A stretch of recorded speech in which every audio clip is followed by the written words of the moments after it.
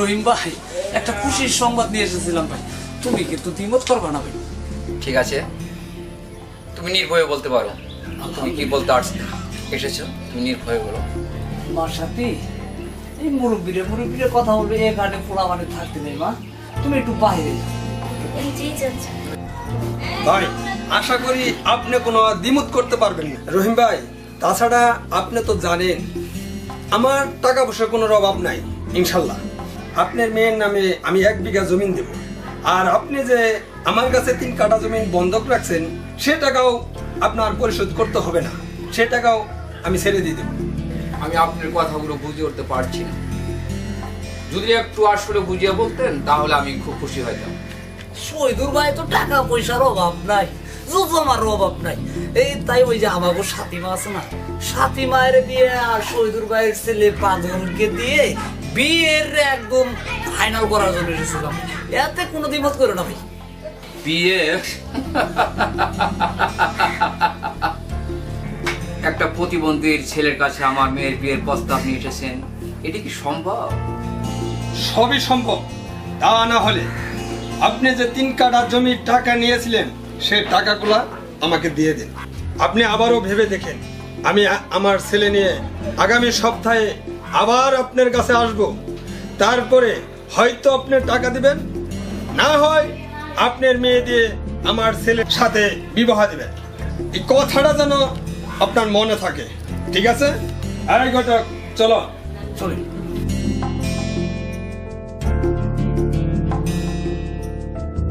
রহিম ভাই, এই বলছিলাম কি, এই যেহেতু তুমি 3 কাঠা জমি ওই বেটার কাছে তুমি বন্ধক রেখেছো, আমি সেদিন দলিলে দেখতে পেলাম 1,20,000 টাকা দেয়। যদি মেয়ে ভাই দিতে পারো তাহলে ভাই তোমার জন্য ভালো। আর ভাই তুমি তো জানো, যার টাকা পয়সা গাড়ি বাড়ির অভাব নাই, তার সাথে তো আমাদের কোনো টক্কর নেই। তাই বলছিলাম কি, বুঝিয়ে সুঝিয়ে মেয়েটাকে তুমি ওই বাদলের কাছেই দাও ভাই। আর যদি না দাও তাহলে তো মনে করো তোমার এই ভিটা মাটি তুমি পোলাপাট কই থাকবো আমি বলতে পারলাম না। তাহলে ভাই আমি আসি ভাই, কথাটা কিন্তু মনে রাখো। হে খোদা, তুমি আমাকে কোন পরীক্ষার মুখে ফেললে, আমি যে বুঝে উঠতে পারছি না। এক হয়েছে আমার মা মরা মেয়েটার জীবন নিয়ে খেলা, আর একদিকে হয়েছে আমার জমিন নিয়ে খেলা। আমাকে কোন বিপদে রাখবে খোদা? তুমি আমাকে বলে দাও খোদা, তুমি আমাকে বলে দাও। কি বাবা, তোমার চোখে পানি? কি হইছে? একই আমার চোখে তো কোনো পানি নেই মা। এই তো ও, আমার চোখে তো পানি নেই। না বাবা, শুধু গরিবদের এইভাবে হয় রে মা, গরিবদের শুধু এইভাবে হয়। আচ্ছা বাবা, সত্যি করে বলো তো, ওই লোকগুলো তোমাকে কিছু বলছে? আমাদের জমি ওদের কাছে না বন্ধক দিছো তুমি? না না মা, আমার জমিন ওদের কাছে না, আমার জমিন ওদের কাছে না। মিথ্যা বলছো বাবা। এটা নিয়ে কোনো ভাবনা করো না মা, এটা নিয়ে কোনো ভাবনা করো না।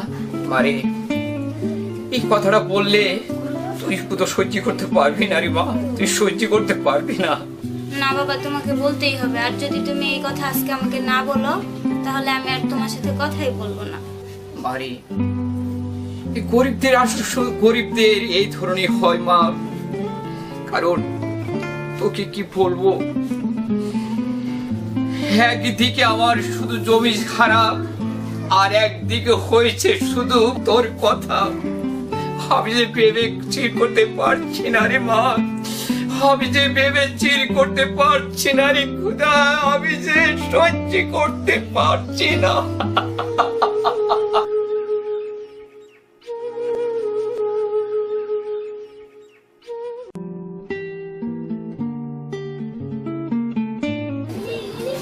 ওয়ালাইকুম আসসালাম। তা শামীম, ওদের খবর কি? যা শুনে আসলে তুমি? স্যার, অবস্থা খুবই খারাপ।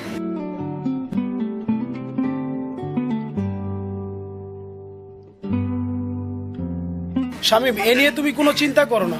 যেভাবে পারি আমি সাথীর বিয়ে বন্ধ করব।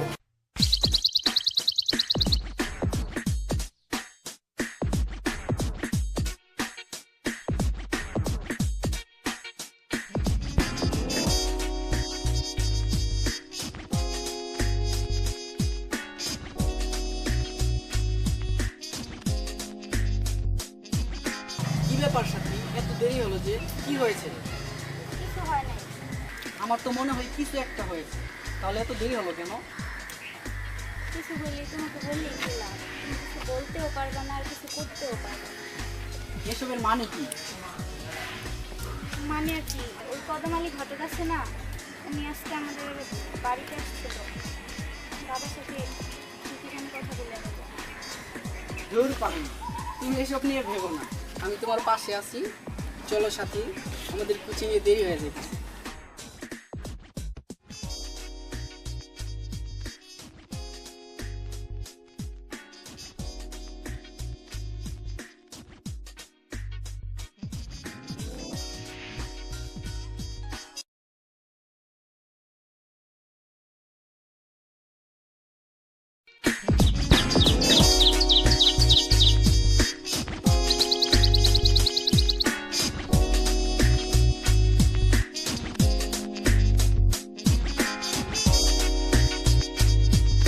সাথী, তুমি মন মরা হয়ে আছো কেন মা?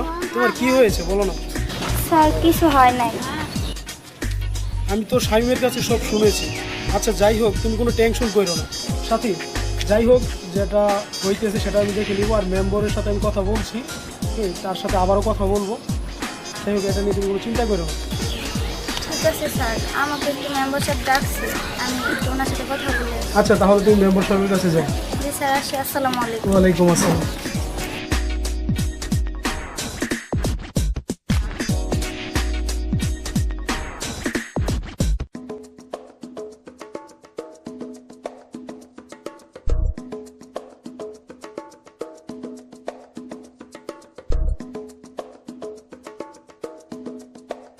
কাকা আসসালামু আলাইকুম। ওয়ালাইকুম আসসালাম। কি অবস্থা সাথী? কি খবর তোমার? চাচা, অবস্থার কথা আর কি বলবো, অবস্থা খুবই খারাপ। পুরো পাড়ার ওই কদমালি ঘটক আছে না, উনি গতকালকে আমাদের বাড়িতে আসছিল, সাথে দুইজন লোক নিয়ে আসছিল। আর আমাদের যে 3 কাঠা জমি ছিল না চাচা, ওই জমিটা নাকি আমার বাবা ওই লোকের কাছেই বন্ধক রাখছে। তো ওই টাকার জন্য চাপ দিতে আসছে, কিন্তু আসল উদ্দেশ্য তাদের ওইটা ছিল না চাচা। তাদের আসল উদ্দেশ্য হচ্ছে তাদের ওই প্রতিবন্ধী ছেলেটাকে দিয়ে আমাকে বিয়ে করানো। কিন্তু আমার বাবা কিছুতেই রাজি হয় নাই। অবশেষে আমার বাবাকে অনেক কিছু বলে, অনেক ধরনের ভয়ভীতি দেখায় তারা রাজি করছে। কিন্তু চাচা, এই সময় এইভাবে বিয়ে হলে না, এটা আমি কিছুতেই মানতে পারবো না। আর আমার তো স্কুল সার্টিফিকেট 18 বছর হয় নাই চাচা, এটা আইনত দণ্ডনীয় অপরাধ। চাচা, আপনি কিছু একটা করেন। আর আপনি যদি কিছু না করতে পারেন তাহলে আমার আর কিছু বলার নাই। তবে এতটুকু বলতে পারি, আমি কিন্তু কিছু একটা অবশ্যই করে ফেলবো। দরকার নাই আর আমার বেঁচে থাকার চাচা। ঠিক আছে সাথী, এই বিষয় নিয়ে তুমি কোনো টেনশন করবে না। আমি হলাম এই এলাকার মেম্বার। আমার এলাকায় কোনো বাল্য বিবাহ হবে না, আর আমি এটা হতে দেব না। তুমি নিশ্চিত থাকতে পারো, আমি অবশ্যই তোমার জন্য একটা কিছু করব। ঠিক আছে চাচা, সেটা হলে ভালো হয়। আমি এখন আসি চাচা। আসসালামু আলাইকুম। ওয়ালাইকুম আসসালাম।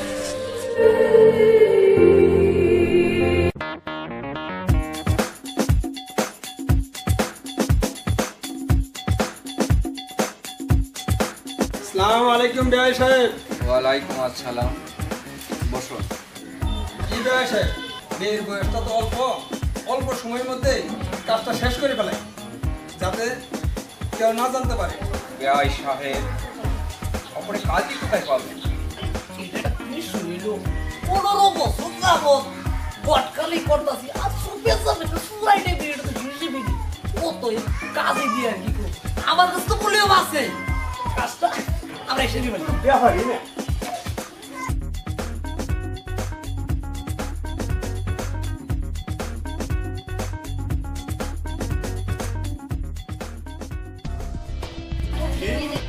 তোমরা কি জানো না, সরকার ঘোষণা দিয়েছে 18 বছরের নিচে কোনো মেয়ের বিয়ে হলে সেটা আইনত দণ্ডনীয় অপরাধ। তোমরা কি জানো না সাথীর স্কুল সার্টিফিকেটে বয়স